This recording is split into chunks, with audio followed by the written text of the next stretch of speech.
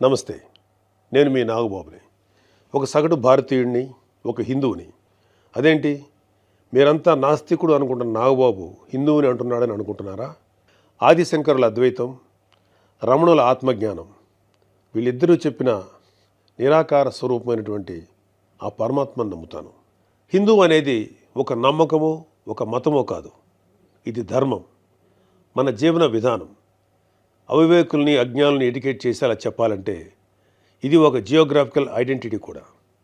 ఆసేతు హిమాచలం నుంచి హిందూ మహాసాగరం వరకు ఈ పుణ్యభూమిలో పుట్టిన ప్రతి ఒక్కడూ హిందువే.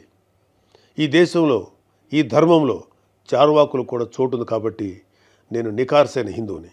నా ధర్మాన్ని గౌరవిస్తూ ఇతరుల్ని కించపరచకుండా బతుకుతున్న ఒక ప్రౌడ్ సనాతన హిందువుని. అందుకే నాకు ఎమ్మెల్సీగా కౌన్సిల్లో మాట్లాడే అవకాశం రాగానే హిందూ మతం కోసం పాటుపడే అర్చకుల చాలని జీతబత్యాల గురించి మాట్లాడాను.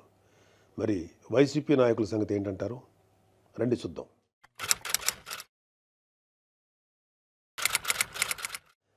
సెప్టెంబర్ 6, 2020 అంతర్వేది శ్రీ లక్ష్మీ నరసింహస్వామి వారి రథం దగ్ధమైన రోజు. రాష్ట్ర వ్యాప్తంగా ఉన్న హిందువులందరి మనోభావాలు దెబ్బతిన్న రోజు. అప్పటి వైసీపీ ప్రభుత్వం ప్రతిపక్షాల ఒత్తిడికి తలొగ్గి కేసుని సిబిఐకి అప్పచెప్తామని చెప్పింది. కట్ చేస్తే 2023లో ఒక హిందూ హక్కుల యాక్టివిస్టు ఆర్టీఐ వేశాడు. దానికి సిబిఐ ఏం సమాధానం చెప్పిందో తెలుసా? అసలు ఈ కేసు మేము టేకప్పే చేయలేదని చెప్పారు. మసిపూసి మారేడికాయ చేయడంలో ఎక్స్పర్ట్స్ అయినటువంటి ఒక్క వైసీపీ నాయకుడైనా దీని మీద మీడియాలో మళ్ళీ మాట్లాడడం చూసారా? అయినా వీళ్ళకి అవతల వాళ్ళ పర్సనల్ జీవితాల మీద ఉన్న ఇంట్రెస్ట్ మన హిందూ దేవాలయాల మీద ఎక్కడ ఉంటుంది?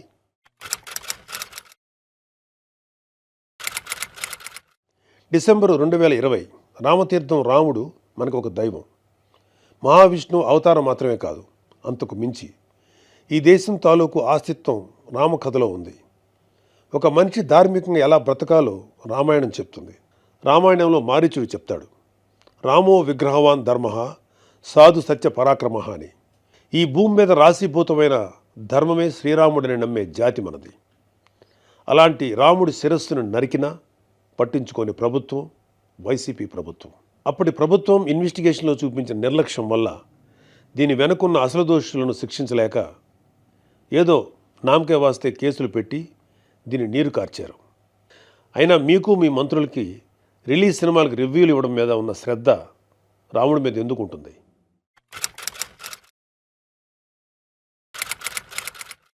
జనవరి 22, 2024 అయోధ్య రామమందిరం ఇనాగ్రేషన్ కొన్ని దశాబ్దాల సుదీర్ఘ న్యాయ పోరాటం తర్వాత, కొన్ని వందల మంది బలిదానాల తర్వాత హిందువులు కలల కన్నా రామమందిరం కల సాకారమైంది.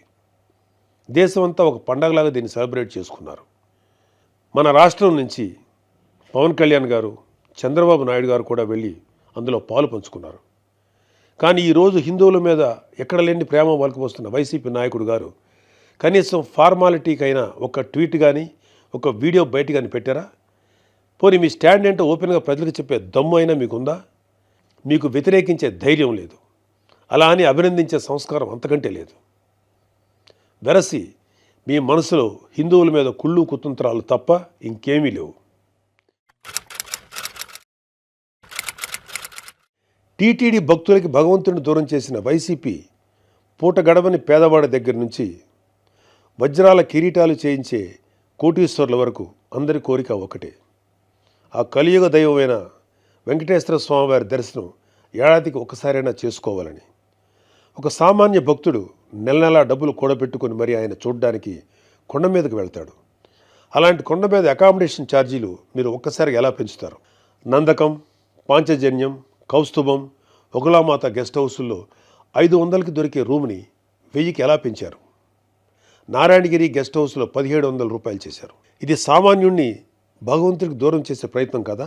నువ్వు ఎవరిని, అదే ఏం మాఫియాని సంతోషపెట్టడానికి ఇది చేసావో అర్థం కానంత అమాయకులు అనుకుంటున్నావా ప్రజలు? దర్శనాలు సేవలు అయితే ఇంకా దారుణం. ఏదో కాయగూరల బేరం ఆడినట్టు 10,000 చేయి, దీన్ని 5,000 చేయంటూ ఎంత నిర్లక్ష్యంగా మీ సుబ్బారెడ్డి బోర్డు మీటింగ్లో మాట్లాడాడో మొత్తం రాష్ట్రం అంతా చూసింది. అంత చులకన మీకు హిందువులంటే. ఇకపోతే తిరుమల మీద నువ్వు చేసిన దోపిడీ అంతా ఇంతా కాదు. ఒకే ఒక ఉదాహరణ చెప్పాలంటే టీటీడీ కామన్ గుడ్ ఫండ్కి ఇచ్చే కాంట్రిబ్యూషన్ 2.5 కోట్లు ఉండేది. దీన్ని సెప్టెంబర్ 2021లో 50 కోట్లకు ఒక్కసారిగా పెంచేశాం. అసలు ఇక్కడే కాదు, ఎక్కడ కొండ కనపడినా గుండు కొట్టేయాలనుకోవడమేగా మన అలవాటు.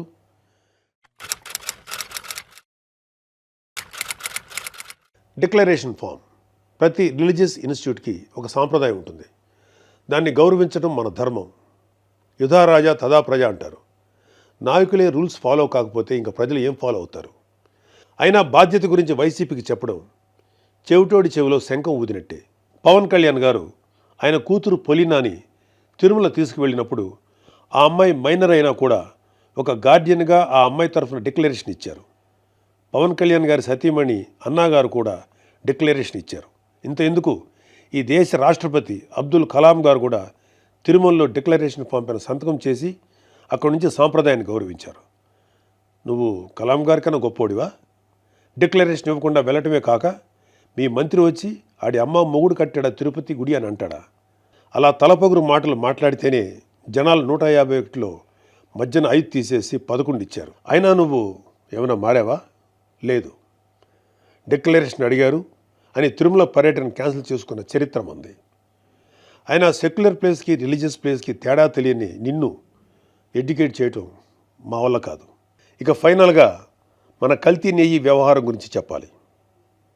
పాపం ఈరోజు డోస్ ఎక్కువైనట్లుంది. రేపు మాట్లాడుకుందాం. Stay tune.